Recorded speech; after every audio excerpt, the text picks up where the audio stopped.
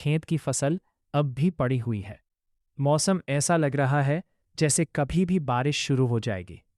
गोपाल काका ने आज तय किया है कि वो अपने सारे धान की फसल आज ही घर ले आएंगे। इसी वजह से जोर शोर से काम चल रहा है। फैसला यही है कि चाहे रात जितनी भी हो जाए, उनके बीच में माधव, सोनू और गोपाल काका काम कर रहे हैं। पास में एक लालटेन जलाकर वे एकाग्रचित होकर धान काट रहे हैं। भैया, आज आसमान अच्छा नहीं लग रहा। पता नहीं कब जोरदार बारिश शुरू हो जाएगी। जल्दी जल्दी दोनों हाथ चलाओ। अगर आज फसल घर नहीं ले गई तो गोपाल काका हमें बिल्कुल भी नहीं छोड़ेंगे। सारी गलती तुम लोगों की है। 2 दिन पहले ही तो तुम लोगों ने कहा था अपनी धान की फसल काटने के बाद जल्दी जल्दी जाकर मेरी फसल काट कर आओ। लेकिन तुम लोग तो अपनी अपनी औरतों और बच्चों को लेकर मेला देख रहे हो, घूम फिर रहे हो। हाँ भैया, जो था हो गया। अब ज्यादा बात करने का कोई फायदा नहीं। काम जल्दी जल्दी खत्म करके वापस चलो। बात खत्म होते ही आसमान टूट पड़ा और तेज बारिश होने लगी। लालटेन बारिश के पानी से बंद हो गई। वे तीनों एक दूसरे की तरफ जैसे मृत छाया की तरफ देख रहे थे। बर्बाद हो गया गोपाल भैया, सब बर्बाद हो गया। अब क्या होगा बताओ, और क्या किया जाए? इतनी बारिश में तो काम करना संभव नहीं। चलो देखो, सामने इस पेड़ के नीचे बैठकर कुछ समय गुजारते हैं। देखते हैं ऊपर वाला हमारा हाल देखता है या नहीं। लेकिन गोपाल, याद देखो, देव सिंह के खेत पानी में डूब रही है। वो क्या कर सकता है?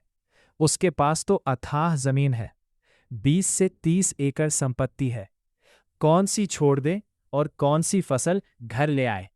मैं तो बेहतर समझता हूं कि भीगे हुए धान काट कर लेकर आ जाऊं। नहीं नहीं, ऐसी गलती ना करना। तुम जानते हो भैरव सिंह, एक शांत सा शहर जहां हर दिन बिल्कुल एक जैसा होता था। सुबह सूरज उगता, लोग अपने काम पर जाते और शाम होते ही सब कुछ फिर शांत हो जाता।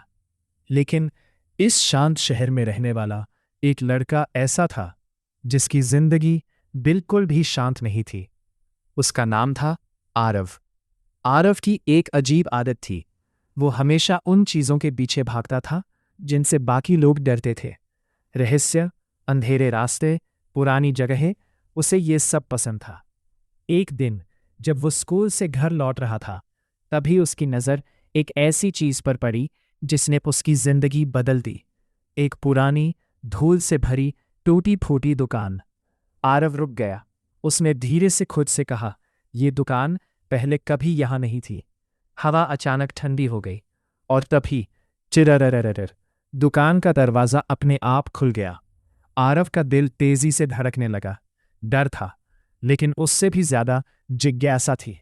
धीरे धीरे वो दुकान के अंदर चला गया। अंदर का नजारा देखकर वो बिल्कुल चौंक गया। दीवारों पर लटकी हुई सैकड़ों पुरानी घड़ियां, कुछ चल रही थी, कुछ बंद थी और कुछ उल्टी दिशा में घूम रही थी। और एक कोने में पड़ी थी एक मोटी पुरानी किताब।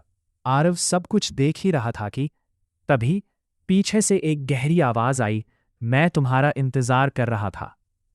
आरव का शरीर जैसे जम गया।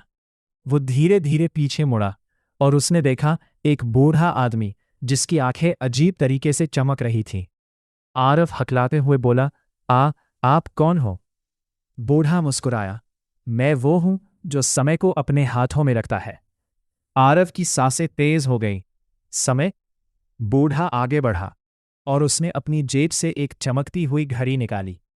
ये घड़ी तुम्हें अतीत और भविष्य में ले जा सकती है।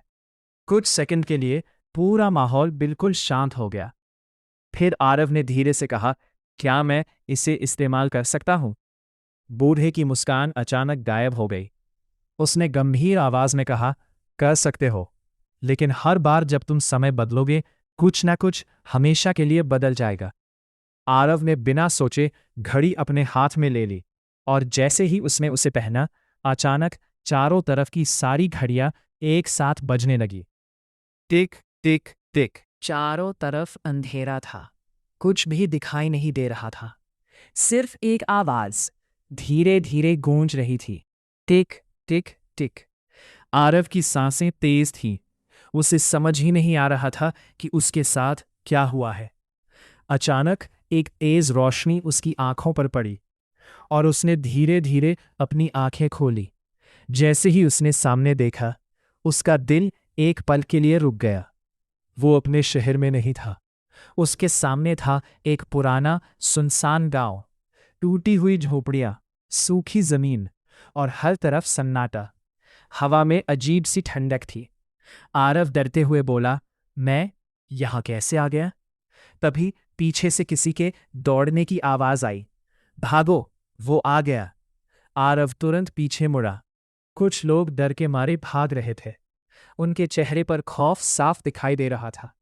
आरव ने एक आदमी को रोककर पूछा, क्या हुआ? किससे भाग रहे हो? आदमी कांपती आवाज में बोला, तुम नए हो, तुम्हें नहीं पता, वो वापस आ गया है। आरव ने हैरानी से पूछा, कौन? आदमी कुछ कह पाता उससे पहले ही पूरा माहौल अचानक ठंडा हो गया।